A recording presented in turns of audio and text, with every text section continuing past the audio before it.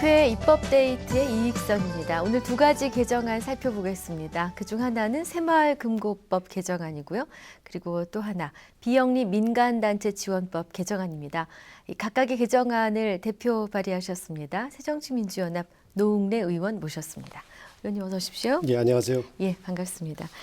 새마을금고법을 왜 개정하게 되셨는지부터 여쭤야 되겠는데요. 예, 이 새마을금고법은 새마을금고 네. 이거는 이제 대표적인 서민금고죠. 우리 이제 지역에서 가면 언제 어디서든지 볼 수 있는 게 새마을금고인데 맞습니다. 이게 전국에는 1,350개가 있습니다. 네. 근데 지금 새마을금고가 우리 흔히 이제 대표적인 서민금고인데도 불구하고 그 경영은 굉장히 어렵고 배당금은 또 이렇게 쥐꼬리만큼 조금밖에 못 받고 있어서 문제가 있다라고 보는 거고요. 네. 그래서 실제적으로 지금 이제 새마을금고 중앙회라는 게 있습니다. 네. 거기는 지원하는 기관인데 여기다가 반강제적으로 돈을 떼이는 돈이 상당히 있어요. 거의 1억 3천에서 4천 정도를 매년 이제 부담을 해야 되는데. 지점에서 중앙회로에게. 그렇죠. 예, 예. 새마을금고에서 네네. 중앙회에다가 법정회비라고 해서 한 1,500만 원을 매년 내야 되고. 네. 그리고 전산망 이용 분담금이라고 해서 2천만 원 냅니다. 네. 그래서 더 큰 액수로 이제 예금자 보호 준비금이라고 해서 대부분 아마 9천만 원에서 1억 정도를 내거든요. 네. 그래서 이렇게 해서 단위금고가 1년에 내는 돈이 1,492억, 1,500억이 된다 이렇게 되고 있습니다. 너무 과도하다고 보는 거고요. 특히 이제 네. 문제가 되는 거는 예금자 보호 준비금인데요. 네. 이 예금자 보호 준비금이 예금고가 1조가 되는 삼성전자 단위금고나 500억에서 1,000억밖에 안 되는 이런 조그만 이런 새마을금고나 네. 9천만 원에서 1억 네. 거의 같은 돈을 낸다고 한다 그런다면 이건 불공평하다. 이거는 문제가 상당히 있다라고 해서 네. 고치자는 거고요. 예. 그래서 이거 국감에서 지적을 했고 네. 그리고 새마을금고 감독권을 가지고 있는 행정자치부도 문제점을 인정하고 이거 개선해야 된다라고 동의를 했고요. 네. 새마을금고 중앙에서도 마찬가지로 개선하겠다 해서 개선안을 좀 내놨습니다. 그러니까 자타 문제를 다 인정하셨군요. 예. 그러셨는데. 그래서 저는 이제 입법안을 냈고요. 그러셨어요. 예, 예. 예. 수고가 많으셨습니다. 근데 개정안을 우리 시청자 여러분들께서 충분히 이해하기 위해서는 예. 앞서 말씀 중에 언급됐던 한 가지 단어를 좀 이해하고 넘어가야 될 것 같은데요. 예. 예금자 보호 준비금이라고 하셨습니다. 예. 단어만 봐도 이게 대충 무슨 의미겠구나 이해는 좀 될 듯한데요. 예. 이 당초 취지와 용도에 대해서 좀 알 필요가 있겠고요. 또 네. 의원님께서 이번 개정안을 내시는 동안에 파악하신 네. 문제점이랄까요? 네. 어떤 구체적인 사례가 있는지도 알고 싶습니다. 예금자 보호 준비금이라고 하면은 보통 우리가 은행에다 돈을 맡기면은 네. 돈을 뭐 파산하더라도 5천만 원까지는 예금을 보호해 주지 않습니까? 그렇죠. 그래서 이제 그런 역할을 하는 돈입니다. 네. 그래서 이제 그 최소한의 돈을 보장해 주는 이제 예금을 보장해 주는 건데 네. 보통 은행 같은 경우에는 예금보험공사에다가 보험료를 내죠. 그렇죠. 그래서 이제 5천만 원까지는 무슨 일이 있어도 찾을 수 있게끔 이렇게 하는데 네. 새마을금고에서는 예금보험공사에다가 보험료를 내지 않고 예금보험공사가 하는 역할을 중앙에서 합니다. 아하. 그래서 새마을 단위 금고에서 보험료 형식으로 돈을 내는 게 바로 예금자 보호 준비금입니다. 네네. 이거를 이제 9천만 원에서 1억씩 낸다는 얘기죠. 한 단위에서 그렇죠. 중앙회에게 중앙에다 예. 내는 돈이 이제 9천에서 1억이 된다는 얘기인데요. 네네. 이 예금자 보호 준비금을 독특하게 운영하는데 문제가 있는 거죠. 네. 그래서 이거 보험료를 상한선을 뒀어요. 그래서 예금고가 500억에서 한 900억까지 되는데 네. 여기는 무조건 상한선 9천만 원을 내라. 네네. 그리고 그 이상 예. 예금고가 900억 이상 되는데 네네. 900억 이상 되고 저 삼성전자 새마을금고처럼 3조가 넘는데도 네네. 1억만 내라. 예. 그러니까 9천만 원 내든지 1억을 내든지 둘 중에 하나입니다. 네. 그러니까 이게 불공평하다는 거죠. 3조 예금고나 500억 예금고나 네네. 똑같이 보험료를 네. 9천이나 1억을 낸다 그런다면 이거는 되면 좀 불공평하다 이렇게 보는 거고요. 이거는 부자금고에 대한 특혜고 아. 그리고 소규모 금고에 대해서는 이건 쥐어짜는 거죠. 그래서 부담을 너무 주는 거다. 네. 그래서 실제적으로 이제 새마을 단위 금고 중에 1등이 이제 삼성전자 새마을금고인데 이거 예. 3조가 넘습니다. 네네. 예금고가. 네. 두 번째는 현대자동차. 예. 또 3위는 현대중공업. 4위는 SK 하이닉스 이제 직장 이건 새마을금고죠. 예. 그래서 이렇게 대기업 직장 단위 금고인데 이런 데는 사실상 보험료를 이렇게 조금만 내기 때문에 특혜를 받고 있는 심이죠. 그래서 이거 문제가 있다라고 네. 보는 거고요. 조금 내더라도 어떤 문제가 발생했을 때 예금자 보호를 해야 되는 측면에선 모두 다 해줘야 되는 거잖아요. 그렇죠. 그럼 그 부담은 예. 다른 작은 단위들에서 그동안 냈던 보험금을 쓰겠다는 뜻이겠군요. 그렇죠. 이 형평이 어긋나네. 누가 그래서 봐도. 네. 아주 이건 독특한 제도를 이렇게 도입을 해서 어떤 지금 금융권도 네. 그 제1금융권이나 제2금융권이나 이런 제도를 쓰지 않는데 네. 특이하게 새마을금고에서 이런 제도를 썩어 있어서 이건 시정돼야 된다 이렇게 생각을 하고 있습니다. 예.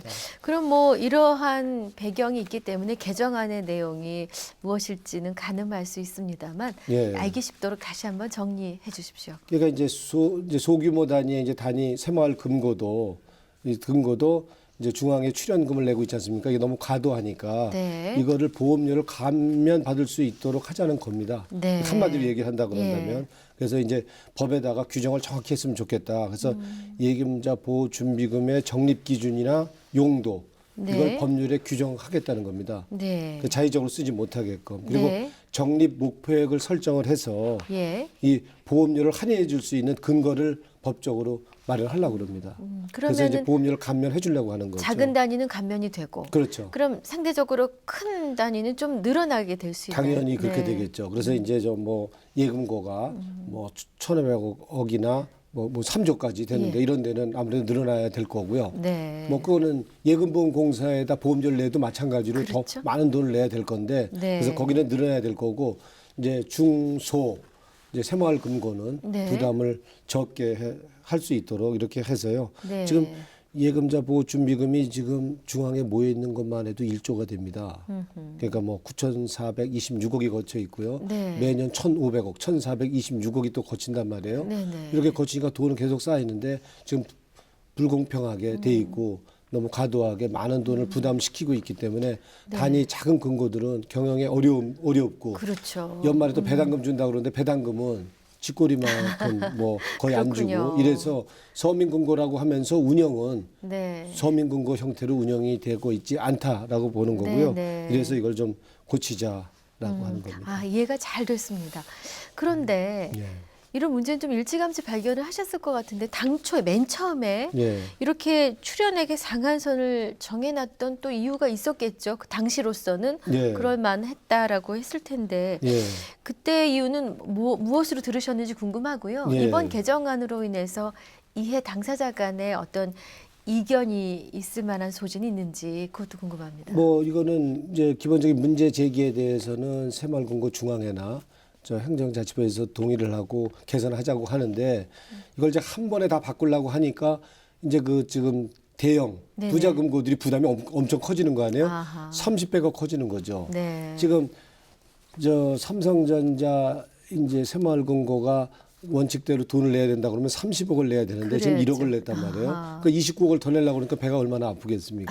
그러니까 당장 한 번에 고치려고 그러니까 이거 우리는 못 내겠다 이렇게 나올 수가 이게 좀 있을 거죠. 점진적으로 가야 예, 될 근데 수도 아마도 있네요. 네. 이제 새마을금고가 왜 이렇게 생각했는지 모르지만 네. 이 대형 금고에 그러니까 돈을 받아놓으면 새마을금고가 더 탄탄하게 되지 않느냐 뭐 이런 논리라고 그러는데요. 네네. 이해하기가 좀 어렵고요. 예. 그래서 결과적으로 이렇게 되면 단위금고 중소형 단위금고를 지어 짜게끔 되고 거기가 만약에 문제가 생기면 다 그 부담을 안아야 되는 거 아닙니까? 그렇죠. 책임 전가가 네, 돼서 네. 그래서 지금 중앙에서 갖고 있는 논리는 이거는 이해하기 어렵습니다. 네. 예, 그래서 지금 이제 그래서 결국에는 삼성전자 새마을금고 같은 경우에는 만약에 보험료가 0.1이라고 그런다면 실질적으로는 0.03%가 되는 거죠. 네? 상한선이 있기 때문에 그렇죠. 지금 네네. 형태로서는요. 네. 그래서 이걸 이제 고치자고 그러는데 지금 개선안이라고 지금 행정자치부가 감독권 있는 행정자치부랑 지금 중앙에서 만들었어요. 근데 이것도 상한선을 지금도 놔뒀어요. 왜냐면 한 번에 고치면은 이제 지금 부자금고들이 반발을 한다고 있을 그래서 테니까. 네. 이제 보험료를 0.1과 0.18로 이렇게 나눠져 놨었는데 네. 이번에는 보험료를 0.13로 단일화하겠다. 그 대신 상한 보험료 상한을 2억 5천만 원으로 하겠다. 그러니까 30억이 아니고 2억 5천까지만 내게끔 하겠다. 그래서 반발을 해서 아마 이럴 것 같은데 이렇게 하면은 이거는 개선이 아니고 개악이라고 보는 이유는 이거는 30억까지는 아니라도 단계적으로 이제 올린다 하더라도 이렇게 하고서는 문제가 되는 건 개선안을 보면 1350개 근거 가운데 이 개선안대로 하면 지금 574군데 네네. 그러니까 43%가 보험료가 더 올라갑니다. 아. 즉 보험료를 중소형 단위 금고의 보험료를 줄이자고 지금 개선하자는 건데 네. 43%의 단위 금고, 중소형 단위 금고에게 부담을 더 늘리는 쪽으로 지금 개선안을 만들었거든요. 이거는 개선이 아니고 개악 아니죠. 그래서 이번에 어제 그제 상임위 할 때도 문제를 제기했고 네, 이거는 네. 받아들일 수 없으니까 다시 개선해와라, 그렇군요. 개정해와라 이렇게 네. 개선안을 얘기를 했고요. 지금 중앙회에서 만든 이 개선안대로라고 하면 40% 넘는 근거가 보험료가 올라갈 뿐만 아니라 기금, 그 기금도 249억 원이 더 거쳐요. 네.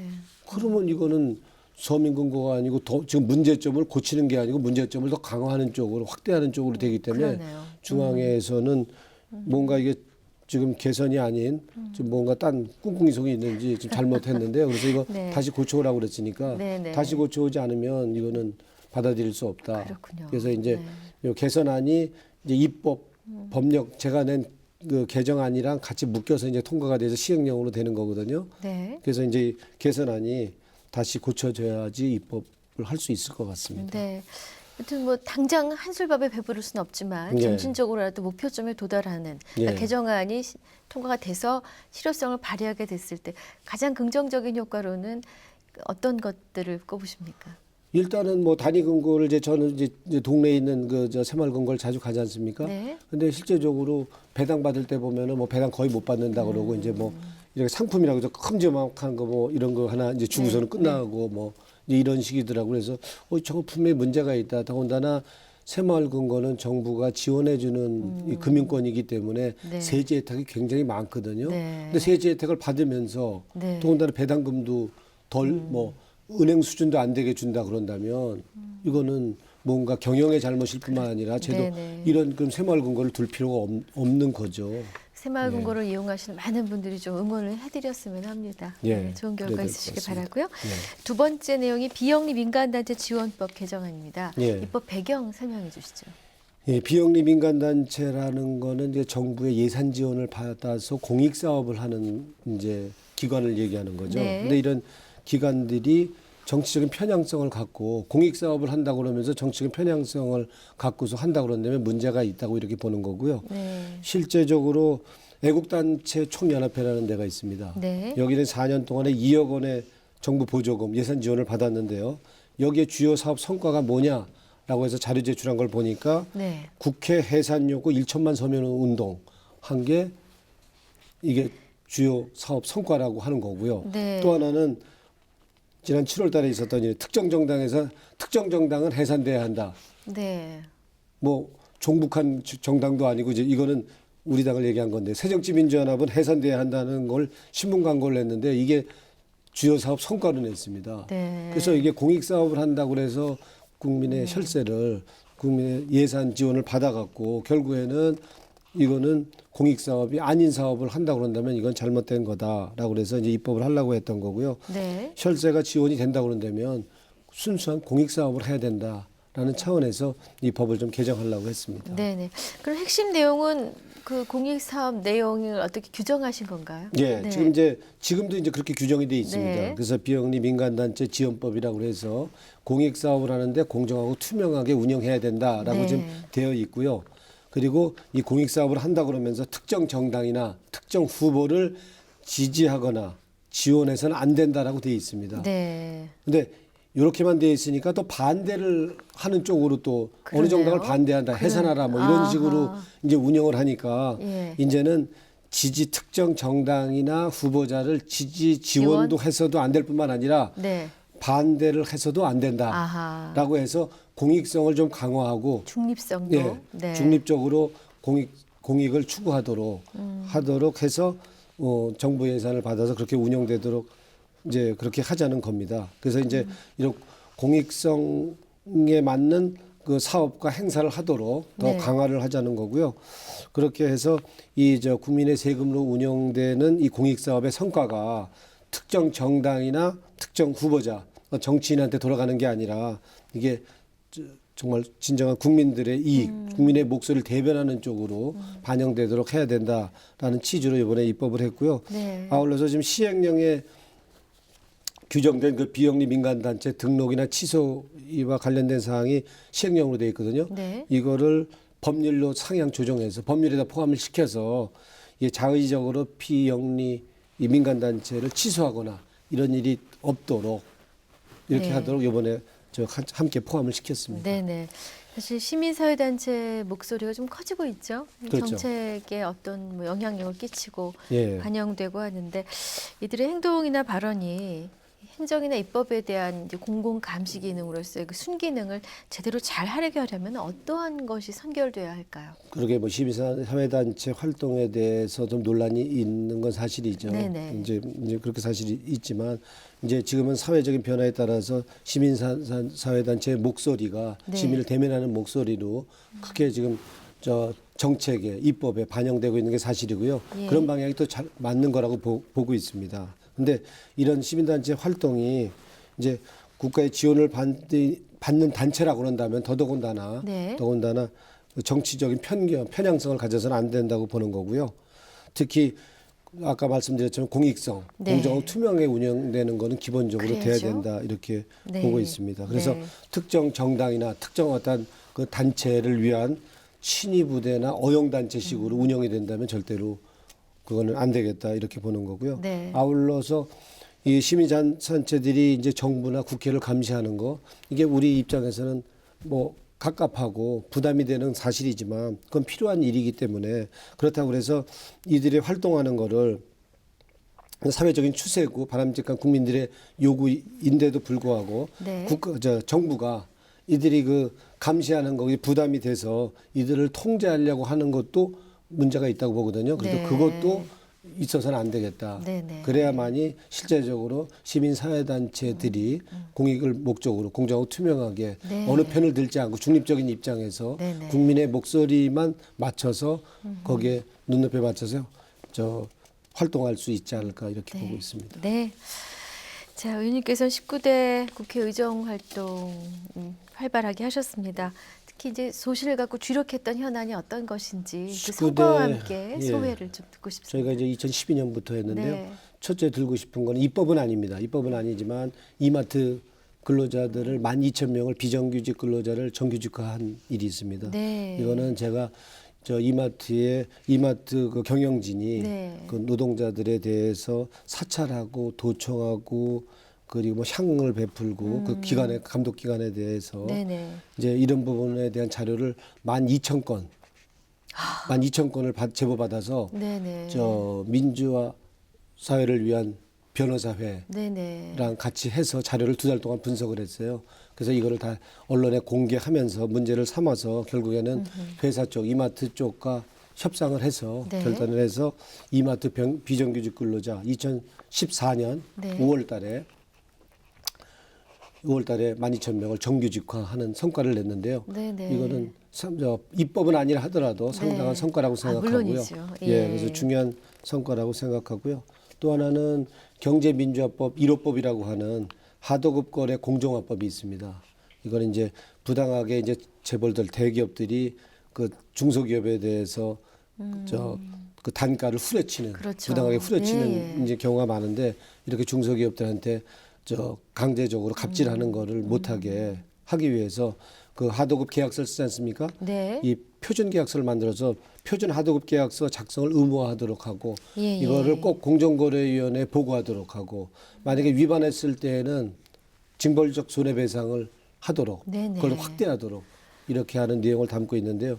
이 법도 같은 의미 있는 법이다 이렇게 생각을 하고 있습니다. 네.